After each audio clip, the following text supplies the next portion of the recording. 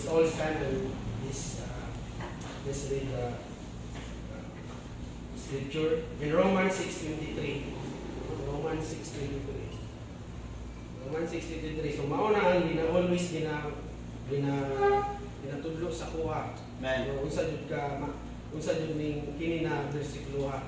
So diyon dire for the wages of sin is death, but the gift of God is eternal through Jesus Christ. So let's pray. Father, they give you all that you provide you. Thank you, Lord, sa sustaining grace na kung yata ka na mo. Thank you, Lord God, sa pinabuhi and sa iyo kami, Lord, sa mga kapasok ng mga Lord. Thank you, Lord God, for you na ang evangelistic, Lord God. We pray na masaktan sa mga anak mo, Lord God, na mga mensahe, mga ganito, Lord God, sa NTBS, sa speaker, Lord God, na mahatag na ko ang mga mensahe para kanila, Lord, para kanila ko saktan sa mga pag-aawat niya kanila. Tinitanan, may pasalamatan, Jesus Christ we pray. Amen. So, may tanan. So, mauna yung verse ako ang i-share sa inyo karon. No? Ato ning himay-himay hantod sa masabtan nato unsay mga connection aning kini ng versikulo ha. So, una lang i-explain is about for the wages of sin is death. So, from the word wages. So, wages sa nakabalon ani or sa wala pa, mao ni ang wages is what we earn and what we deserve, so what we expect. So, mao ni atong ginabuhat o atong like for example, para sa kwan, trabaho ko. So, sa akong trabaho, nag-expect ko na ako'y maani. Which is akong salary, akong sahod. So, akong gina-expect. So, mao po niya ato ang status na to sa Ginoo. Ini, makita ni, o ini ang Ginoo. So, nahitabuan ni is layo siya. Bulag siya. Putol lang connection. Kaya tungod, aning, wala tayo connection, tungod, aning sin. No? Sala. So, unsa man yung sala? Means missing the mark. So, the best example mo na yung sala is kaya wala na to na ay ang gusto na ibabuhat sa Ginoo sa tuwa. Like, testing mo ko meaning mag-target, meaning kung araw na naibigin diya. So, dili na kung basta-basta mag-ay katong red na mabuan. So, every time anak mo na, dili mo siya matungay yung ay is missing the mark. Sama po na sa sin, no? Wala na to na target ang gusto sa Ginoo na atong dapat buhaton. So, sala, no? Daghan kayo meaning ni sala. So, kining sala mong good is nga mo mahatag nganong iwalay ang atong relasyon sa Ginoo tungod ni sala kay giingon diri sa Isaiah 59 ko atong basahon. Ingon sa 59 to, but your iniquities have separated between you and your God, and your sins have hid His face from you, that He will not hear. So, no, mga tuadong mga kahugaw, atong mga sala, is mo na maghatag sa tuwag separation sa Ginoo. O ang kining sala, mo na magtago sa atubangan sa Ginoo. No? Di ka basta-basta dali makaduol sa Ginoo, kay tungod na naatay sala. Na. So, ato yung, ganong naam yung sala, no? Na di man pwedeng maging perfect na lang. So, i-explain lang kung anong makasasala ta. Kaya tungod man gud sa ato ang inheritance, no? Na which is ang ato ang first na gibuhat sa Ginoo na disobey si Adan. So, inheritance. So, sa inheritance na to na nadawat sa ato ang kanunuan si Adan is attitude, no? Attitude na makasasala. So, kitang tanan is magsasala kita, no? Atong lineage, no? Makasasala. So, ninong gari sa Romans 5:12, as one man sin entered into the world, and death by sin, and so death passed upon all men, for that all have sinned. So, kitang tanan makasasala tungod sa isa ka tao, no? As by one man, no? Si Adan. So, Adan nga pagkasulod sa ang sala isulod sa kalibutan. Kung kitang tanan so that undead by sin and so that pass upon all men. So kita magkaroon tag death. Kung saan man ang death, pwede siyang physical or spiritual. Kining death dili is gina-emphasize din is panagbulag, no? Panagbulag sa tuang presensya sa Ginoo. So, hindi mag-usala is naari siya tulog ka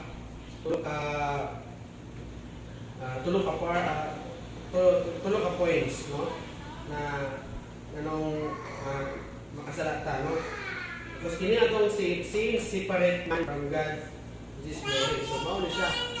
So, tungkol sa atong gikinabuhi nato dito sa kalibutan is nagbuhat sala, no? Atong gibuhat, atong bahay sa atong sala is kamatayon, which is separation, no? Separation sa atong relasyon sa Ginoo. Ang ikaduha is separates from body and soul. So, mao na dito sa Hebrews 9:27 na it is appointed unto man once to die, but after this the judgment. So, mao na rin ang kasabutan niya is kung matapos ng ato ang kinabuhi sa kalibutan is magkaroon ng separation. Kung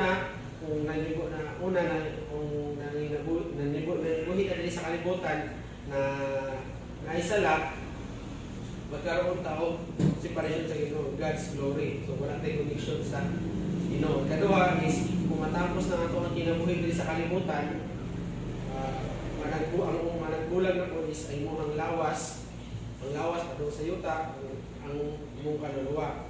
So, mao na ni sa Hebrews 9:27 na kita mamatay yun, appointed yun sa tao na mamatay ta, no? So after this the judgment. Kung katulo, saying separate man from presence of God. So ato ning inuwi mayon. So magkaroon po tag spiritual death o physical death. Ang una is ang physical death is maski unsa kung buhaton ilutang mga vitamins o mga pagpataas sa kinabuhi, maabot gyapon sa time na putol gyapon ang kinabuhi. Sama ni Jesus, sama ni Adan, no? Na nabuhi siya diri sa kalibutan 930 years, no? And he died, no? He died.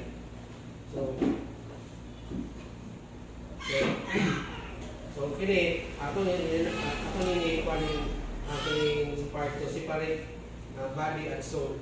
So magkaroon og separation ato ang lawak kung mahawa tapos na itong ginabuhi sa kalibutan, magkaroon og separation sa mga lawas ng mga kalag. So ang kalag is asa man kadulong. So wala pa nakapalo, ang kalag kayo din ang uban na tanangit, dili pa tama kayo na dito ng langit kay hukman pa man ka. Ang hukman is ang yung kalag, yung lawas, no? Kung sa may hukman, kung sa may criteria sa hukman na siya, no? Dito sa Revelations 21:8, no? Na dito, ano yung hukman sa Ginoo.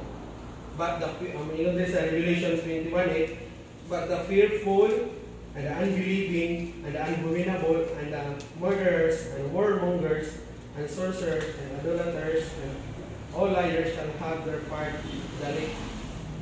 in the lake which is burned with fire and brimstone, which is the second death.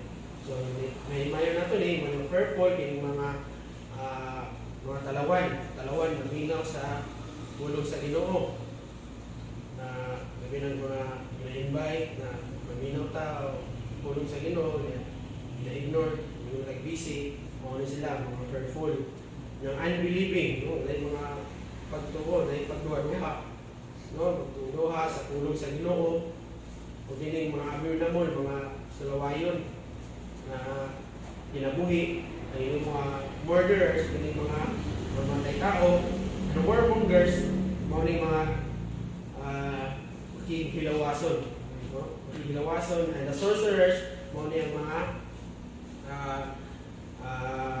mga witchcraft, mga babarag, no? And the idolaters, so hindi lang ni idolaters na nagasimba lang ang gining Diyos-Diyosan, is kung unsa imo ang taga-priority, labaw pa sa Ginoo. Mo ni isa sa imong idolaters. Ang ingon diri and all liars. So tanan ng mga bakakon, no? So kita tanan naka-experience tag baka, no? So kita tanan all, so what pili. Complete na to siya, enough na siya. So no need to add good works in order to be saved. Right. So ano lang dahil ato lang na siya buhay na inam na itong gibuhat ni Jesus Christ na iluwas na niya sa cross Calvary. So, dili na kailangan tumagan na itong manong buhat. No? What should be man's response to the gospel? So, unsa na itong buhaton para gapon si Jesus Christ. So, accept the amount of the good works can accept the ipasabot lang dili na amount of gospel word can be pacified as anger and punishment. So, kayo is mo nila hatag sa dinong punishment. No? Ang good works is ato basahin sa Romans 3:20. No? No flesh be justified in His sight. So, dili na sa pamaagi na to, dili sa tinatid kaparaanan para luwas na ito ang maluwas ang itong kalag. Kundi sa pagtuo sa complete na gibuhat ni Jesus Christ sa cross of Calvary. No? Ngayon diri sa Romans 3:28, no? Therefore we conclude ni Apostle Paul diri that a man is justified by faith without deeds of the law. So through faith, no? So maluwas na through faith. This is Ephesians 2:8. For by grace are ye saved through faith, and not of yourselves, it is the gift of God. So dili mo atong tuuhan, wala ko na nato nito pagtuon na buhatan morality, good works, and religion. Kundi ang atong pagtuo, no? So sa verse 9, not of works lest any man should boast, no? Muna siya. So hindi sa mga yung buwan na ito buhat kundi itong faith. Kini faith man God is mukha mo ni siyang faith. Paswa, dugay na ako na pasabtan. Ako siya isabot yung mayo. Kay andun sa nakuha na ko na faith. Mo naging sa Romans 10 na faith comes by healing by the word of God. So magkaroon yung ka of faith. Kung tama yung faith sa Ginoo, kung permiti ka maminaw, i-take mo permiti ang laminag, nag-ating na permiti yung service until na magkaroon kag faith, no? Tama yung faith sa Ginoo. So mga na yung buhaton. So after this, complete na yung pagtuo na si Jesus Christ na inak na yung ibuhat dito sa cross, is kung saan na yung response sa iya, ha? So kailangan magkaroon tao repentance. Repentance, you're changing your mind life from sin to holiness. No? Karoon the changing of mind. Ito sa Isaiah 55:7, let the wicked forsake his way, and the unrighteous man his thought, and let him return, and he will mercy upon him and to our God, for he will abundantly pardon. Magkaroon kang abundantly pardon, no? Kung pag-uhon mo, no? Pag-uhon ang imong mind, imong pagtuo na dili imong kagalingan ang imong sinabi sa imong kagalingan Tuhan, kundi ang imong pagsalig kay Jesus Christ na enough na ito yung iwas sa cross of Calvary. O ikaduha, kining surrendered life, which is mauna siya, no? Ako. So, surrender na ako akong life. And follow Christ to final authority of your life. So, mauna siya, naging faithful ko sa akong pagtuo. Mauna ang bunga akong pagtuo, is natin akong service, kuha na kong ministry. At the same time, dati, minaw lang kung yan. Abi katulad dito tama ito na mo-grow yun ang imong pagtuo. Amen. So, dati magpaano ko, mga tindog ng diri, mga ba, ma-interblock ko ba? Pero by God's grace, may power na siguro, higali ko siguro na paano yung aking mensahe. So, kami kayo paminawon ba na maging pananang yung testimony sa imong pamilya.